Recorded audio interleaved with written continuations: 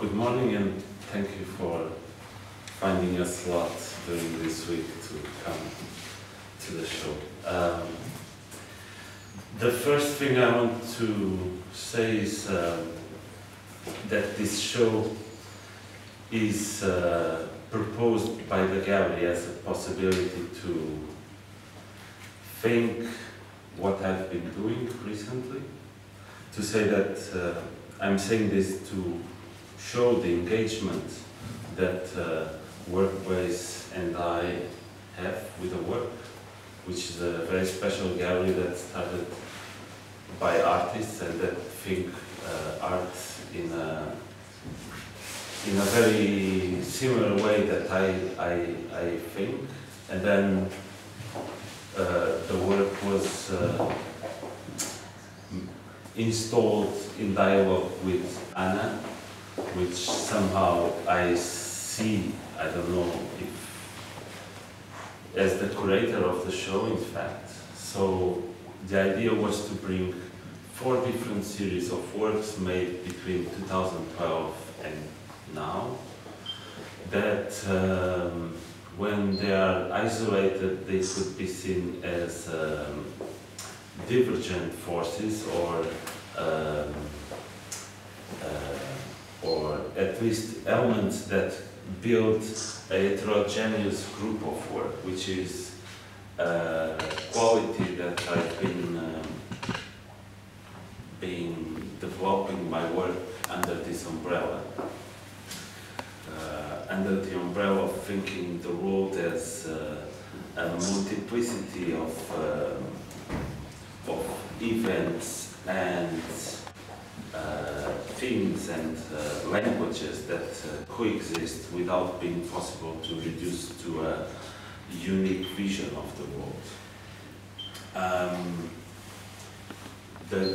So this show is a bit of a test, and it was organized in a very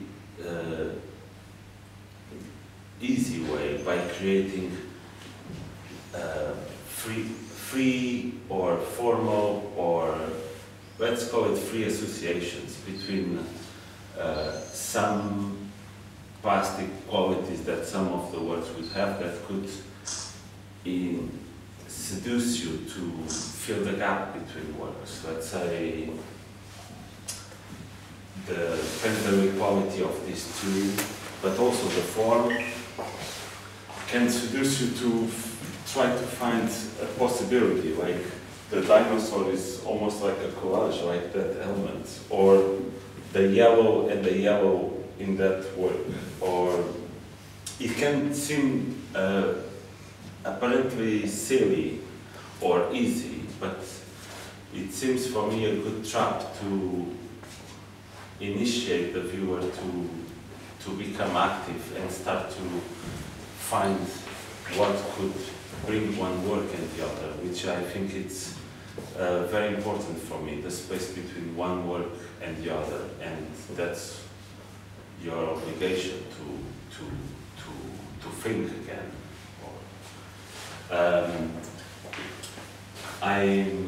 Your work, we were talking about the organization of chaos, and the idea of setting some simple ideas, like these 3 things. Do you feel that this is what you're trying to do here? No, I think my position is that, let's call it chaos, this endless narratives that are growing with us, or the multitude of events, being political, social, or artistic, that are happening, plus all the art history or the history that is behind us, that would connect my work to what Deleuze called the diagram when thinking about the painting of Francis Bacon, which is you never have a white sheet in front of you. You have a series of things that you have to erase as a cliche so you can go and work again. So there's a series of newspapers on the show that they are painted, and they all started from probably they started with some work I was doing in the streets, directly in the streets, but I started to collect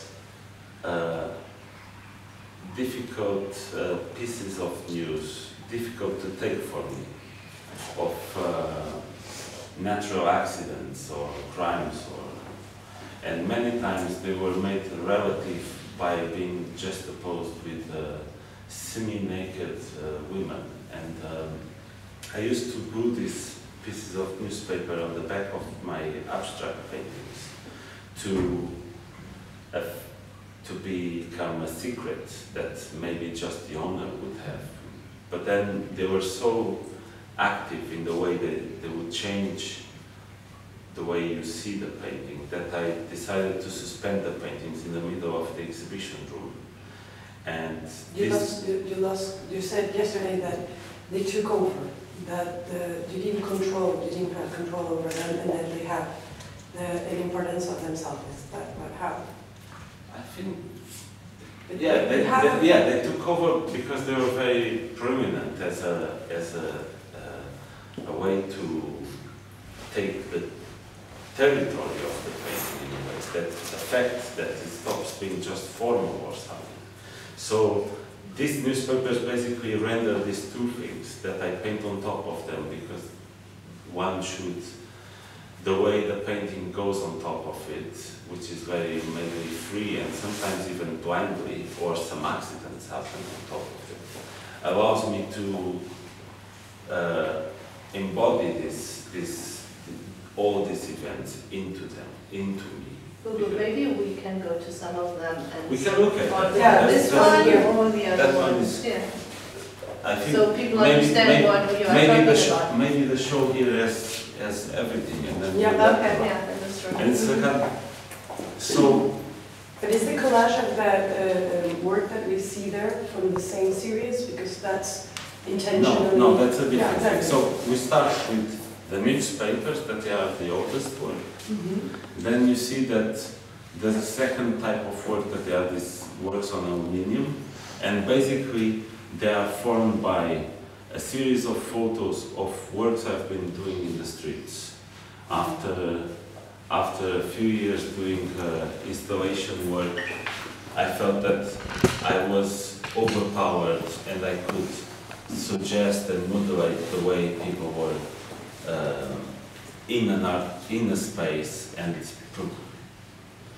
set a mood, at least, on the people by the way I would create an environment. So I searched for a very free and horizontal relation between me and the viewer. So I start to just drop works that I made on purpose for a certain location with a certain mood, and try to slow down people and produce a little difference in the time of the people and on their everyday life. But then these works, after a few years, seemed somehow lost. They just could be seen in a retrospective way by publishing them in a publication or talking about them. So I decided to attempt to make them exist as artworks in a gallery. So what happens with these works is that I use epoxy resin that frees the image, and something has to happen very fast. So it goes with a series of parts of formal vocabulary I have in painting to give a kind of painterly quality that frees this moment. Hugo, when we see the exhibition from here, it's quite interesting because you see this work and you see the other work in the back, and both of them have this problematics, the post-colonial and the idea that you have frozen some memories that you want to make them become art as a legitimate tool to talk about them. You said that this show could be a retrospective or for what we have been, it's more like, kind of, but I see more as a lab, as an experience. It's made with a look backwards towards. But it's more as a laboratory to talk about the future, isn't it? Because we found the dialogue between the pieces, and that can create something new, more than looking just to the past and to work that you have already created. Would you see this as a way of experimenting what happens when your work dialogues with one another? I don't know if I understand. Well, you have talked about the gap between your work and what it means. Here we have the work. I don't know what it means, in fact. Exactly. So is Because this a laboratory? The work is happening It means here something now. else for everybody. No, For sure. Is this an experiment, a laboratory that you're using to understand things that you I have? think it's an experiment while you do it. Now that the show is done, it's a very precise statement that brings a series of possibilities. It's like this thing of people, everyone takes whatever they want from the work. It's since ever, like three philosophers sit in front of the same painting, they will think of three different things. But does it work for you? there's a set of ideas and of that they are played, and then this could become a box with a certain kind of tools to think about, let's say, my relation with the world, and me in relation to the art world, or me in relation to the precise moment we are living within contemporary art. And I don't even just, there's a lot of painting here, but I don't want to be pushed into the corner of painting as if painting was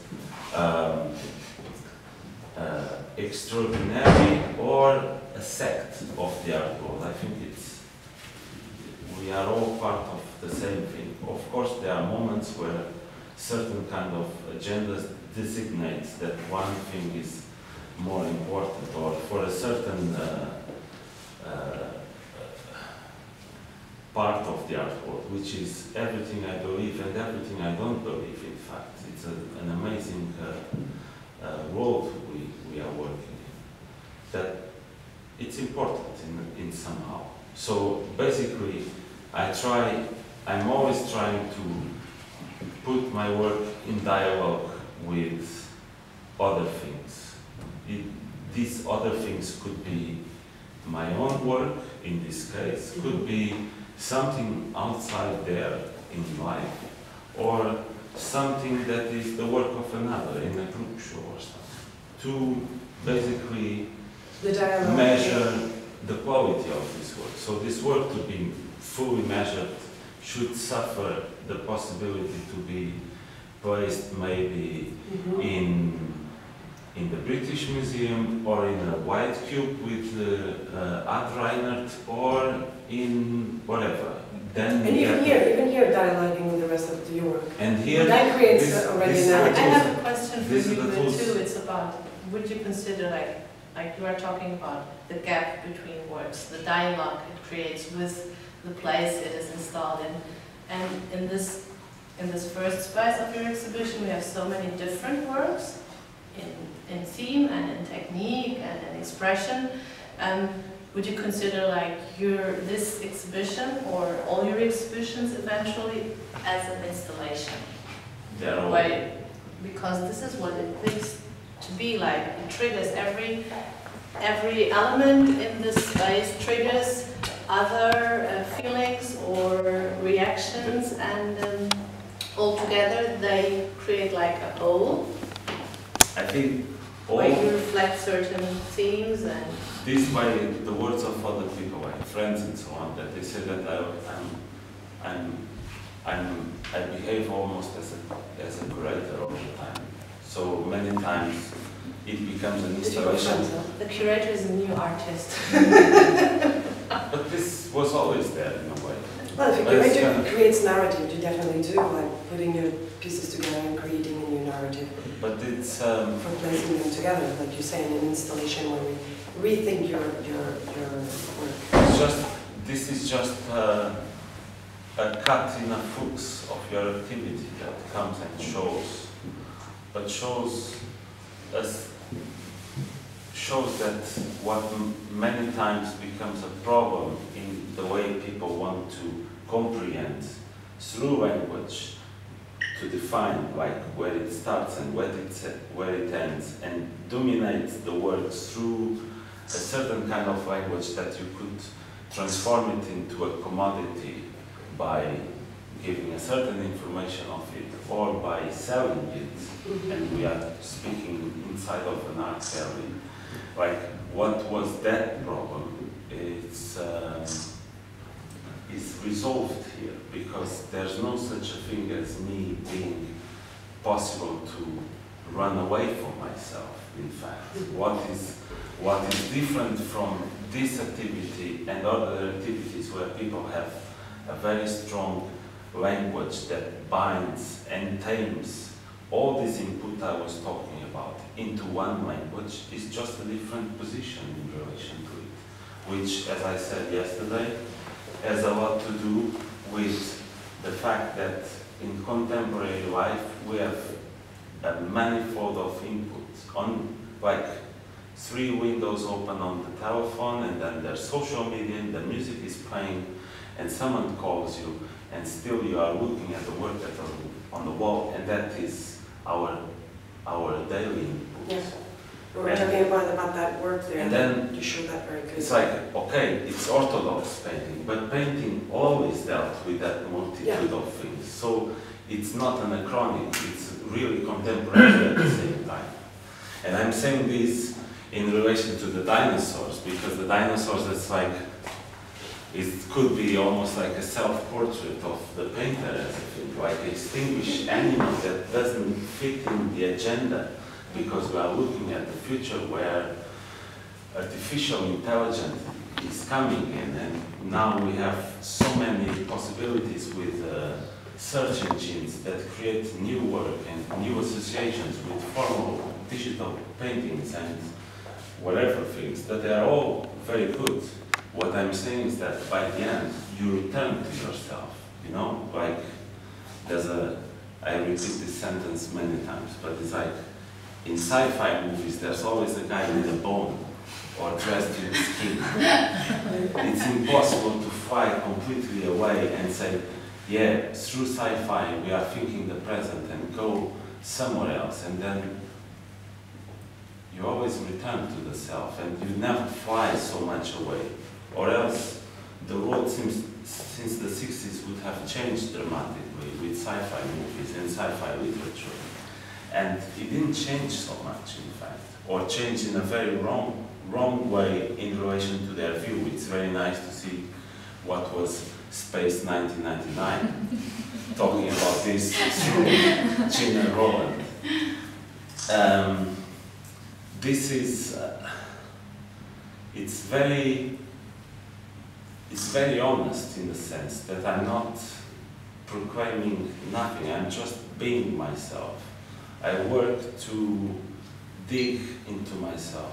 That's why I accept the interference of other things that come mostly since I start working in the street. You work with a very wide input, and your senses are really open to catch even a found object that becomes like a new language in your work. And from that openness, or this wide input, like Rauschenberg was this kind of artist with a wide input, you start to try to be another. You have this sense of alterity, this beautiful thing of, like, almost like a myth of Sisyphus, that you are always trying to do something that will never happen, because you just find new layers of yourself. Basically, I think all the works render these layers, and they're always in a dialogue between a very interior affirmative force and a reflexive one that is very in relation to other things. So that's how accidents in painting and something highly resolved as an image come in, although the resolved image is a way to be there painting for hours, to go into a trance. So doing and working is the goal itself. It's not only about you. You have to try to do something, and by doing it you experience it and you relate to what is happening, and that is also part of your goal, to do things and to integrate as much as possible. This is not you know, like the old Chinese said, it's not like where you arrive, it's the way until arriving that is important. Yeah, that could be. But to say that, yes, I don't work to map my knowledge. I try to, like with a show like this, to create a sort of platform from where I would jump again to something that would enlarge this map. And that is a sort of, is a mood I have to create knowledge that is totally embodied in a way. I'm very interested in cannibalism, like for Oswald Andrade, anthropophagia, because of this. I don't believe in copy-paste. I believe in painting for 4 hours in a sentence that you embody this sentence. And that is not about that precise work, is the next work. When you see the next work, that you understand that this had an effect on you. So this is divergent from, let's say, a lot of new conceptual art that takes a slide of a special exhibition and projects it. And you don't see in the next show that this precise exhibition affects really this artist. For the next works, and sometimes you see always about the next step. But in a for way. me, let's say, without judging the artist, for me, if I would pick the image and project it, I wouldn't embody this by my nature. I wouldn't be able to embody the complexity of that thought to produce a new work after that. So I prefer to go through all the consequences of doing this. So let's say, first time I thought of doing a painting with political propaganda was for a show at Workplace in 2007 maybe?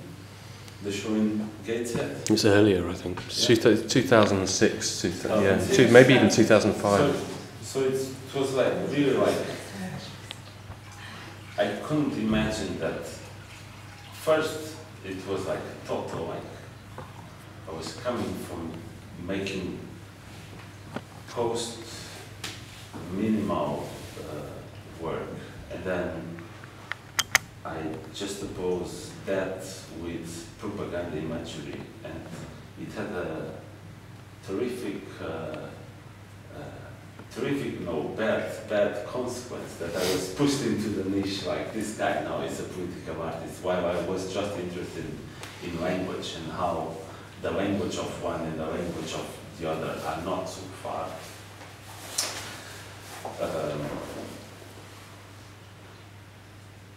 I don't know what to say more.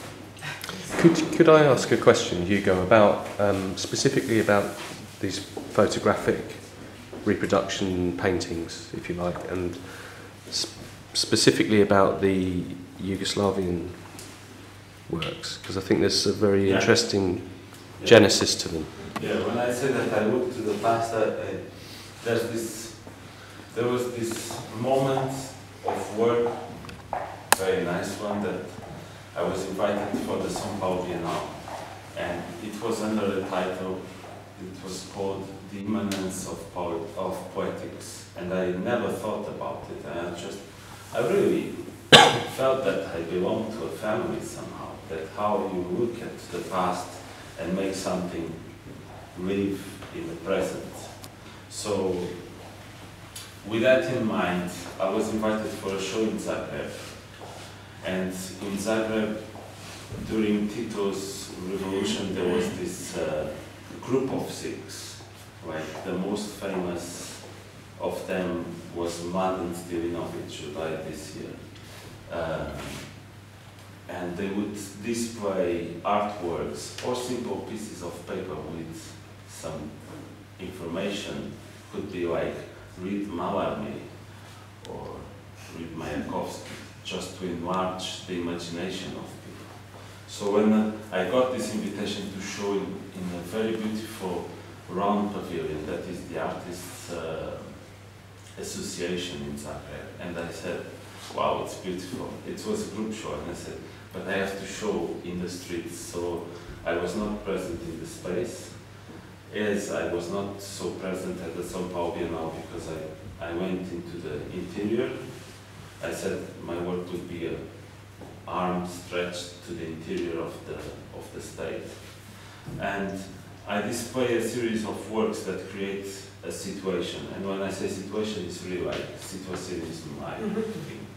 And so what happened was that a lot of people start to call, these artists start to call each other to know which one was doing it, because I translate things I've written into creation and I display the works. And some works were picked and taken to dealers to try to see who made it and how they could. And this shows that it worked in the sense that it was like it made them be present again and active today.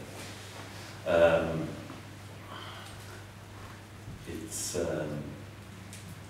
like that one says, a poet is a minuscule thing, and it has a lot to do with the work I've been doing with poetry since 2012. That led me to write, in a humble way, 4 poems till today, so it's very slow. But it's like this idea that poetry is the least aggressive of all human activities. Do you think so? Yeah. And why is Salman Rushdie banned from Iran, for example? If it's so harmless. I will explain my idea. Yeah. It comes from politics in a way, ideal politics, where in ideal politics they study the form of certain politics. So let's say a first division would be the politics made by strong ideas and the politics made by weak and elastic ideas. You have in strong ideas a kind of Apollonian form that is like a great thing, and to serve that great thing, all means are possible to use in order to achieve that goal. Let's say Nazism made it, communism made it, and I think capitalism makes it on a daily basis. And the politics of the weak and elastic ideas is something where the means are the voice and transform an end that is not designated a priori, because you cannot step over that middle. And poetry is the best example when you study politics to give shape to that form of politics. That's the reason I state it. Can I ask you a question about the text, particularly in the street? And when you say "nem mais soldado," not another soldier, Yeah. not another. Well, it's a kind of, how do you translate that into English? "Nem mais soldado," not any other soldier. Maybe I should have called you. But how do you, because you speak about poetry and the poetic language and language, and poetry is in a sense cultivates a sort of, not ambiguity, but ambivalence, or a multiplicity of layerings and of meanings and of directions. Yeah. Is it something that, how did that happen? Of course I'm curious because I see that it was in Portugal that you planted that these sentences there.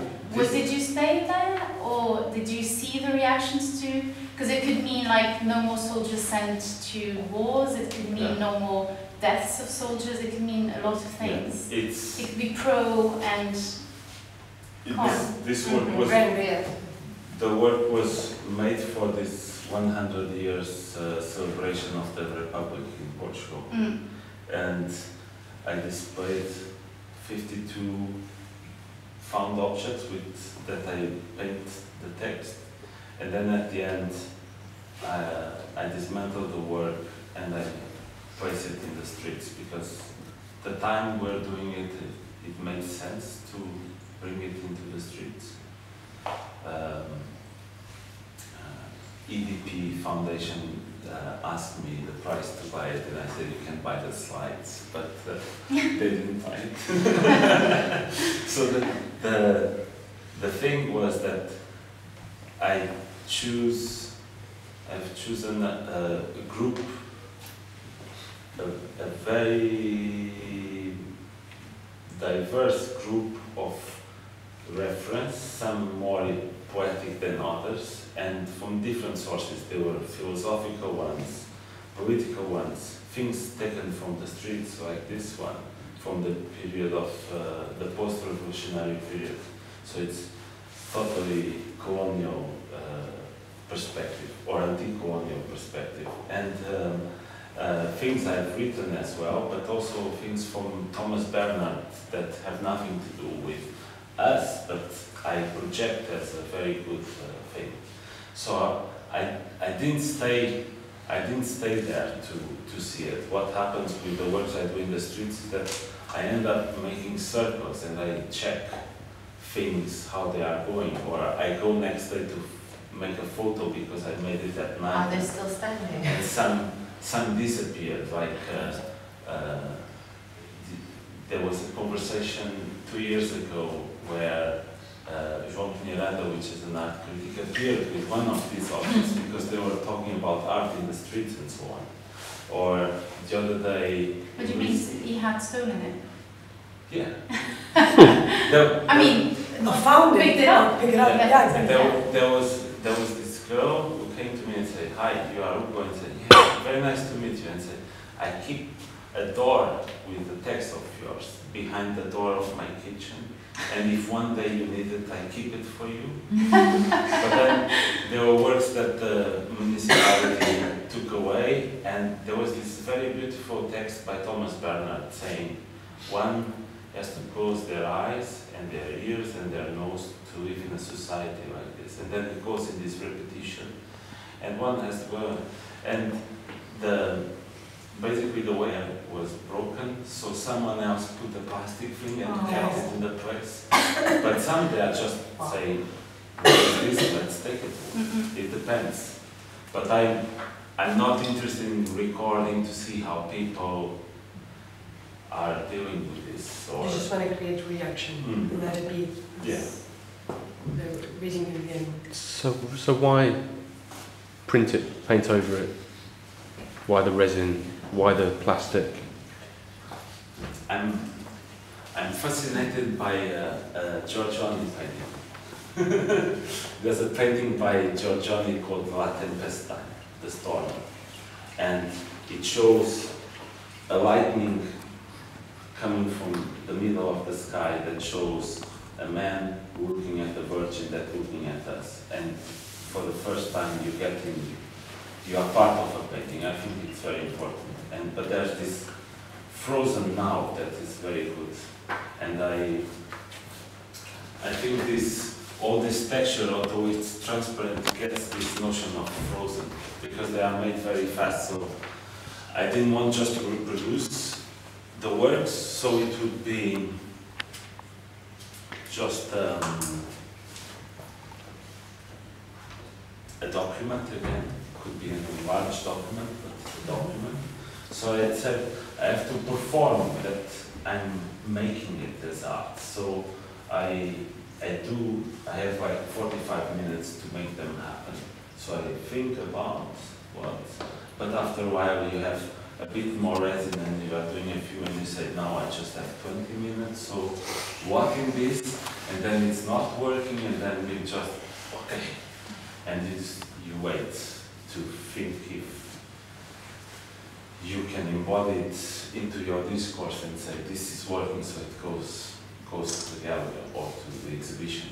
Is there always an element of interaction in your work? Because you say you're talking about 40 minutes, 20 minutes, and you have the impression when we look at your work, I mean, that's personal maybe, but that there's always an element of you being challenged by the work and having to make decisions. Yes. Do you think... Thank you. Is there something that kind of traverses the whole... For instance, it's when I was studying painting and I was doing a very formal research on my work, like connected to Barnett Newman, this family of guys that like Malevich, Barnett Newman, so on and so on, and mostly American painters searching for this irrational or interior quality, because I have problems with how do you say? That rationality is prevailing over the interior. Everything is too rational. An emotional reaction. That if we see that, if we think of the Holocaust and the atomic bomb, and if we see it as very rational, but at the same time irrational products, I have my problems with it. So I engage with lots of artists that were working against it. But answering your comment, or trying to add something to your comment, that I've been working, always testing myself, but I oscillate between big and small as a very academic way to fight against the arm machine or the brain machine or the painting machine. So when you go into big scale, you are fighting against it. But it oscillates between 100 meters panorama, that you are really testing your resistance, endurance, and whatever, to something like this that has to happen within half an hour. And I think that is a way to testing yourself. Now that I have some knee problems, I've been doing more and more huge work. And I know that one day I will It's like a challenge, is it? Like... Yes.